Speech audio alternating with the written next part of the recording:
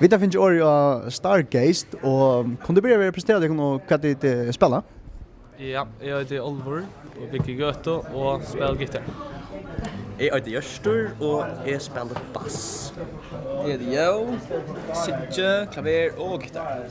Ja, og jeg heter Frie, og jeg spiller trommer. Jeg heter Geir, og jeg er groupie. Bra. All right. Ikke en groupie langt nu. Har du vant nek til tiltak til å vende det ofte hos oss? Ja, så vi røyner vennene også ofte. Kanskje vi har ikke ventet noe meg, men hvordan nu sa han på punkt tiltak har vi vant rettelig meg, for jeg var klar. Ja, man må vende nekker for vikene til alt. Ikke for vikene, jeg så ja, det for litt til alt. En sort tiltak, så slipper man paddla og spela for følge. Har du drømt her før?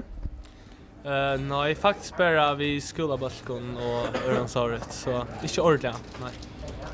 Så det som en utfordring eller spännande? Ja, det er fantastisk det. Så det er bare så at spela på tillag for balkon. Akkurat tillag, egentlig. Ja. Ja, du sier tikkere tonlag. Gjør du tikkere egnet tonlag, eller tar det til coverløp for øren? Vi tar just också coverløp, men det har vi så droppa till att det är mer sant att smyga snäckla och faktiskt det är nästa klar. Ja, det är nästa klar arbete.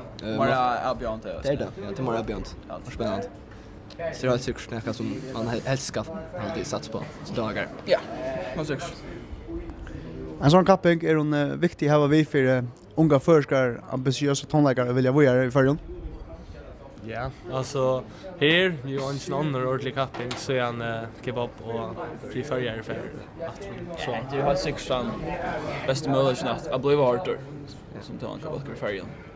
Det har alltid. Alltså det är näka 4 månader så det är och sträv jag skulle kämpa sig upp alla vägen och röna få små gigs runt landet och kanske komma fram. Så det är helt säkert rätt gott. Vi har ganska spalt det nu. Nu ända ut av portalen, så bättre vi kommer här.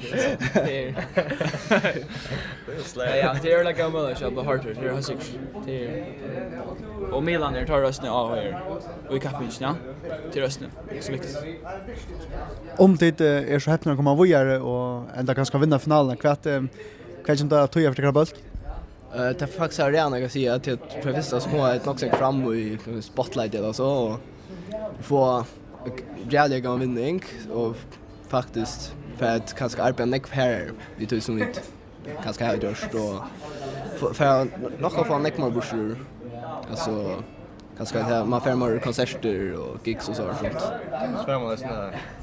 Man får vita från Oscar att man var inte fullt damer kom till showen säger det rätt gott. Så det så handlar om. Ja. Talar till och fantastiska möten.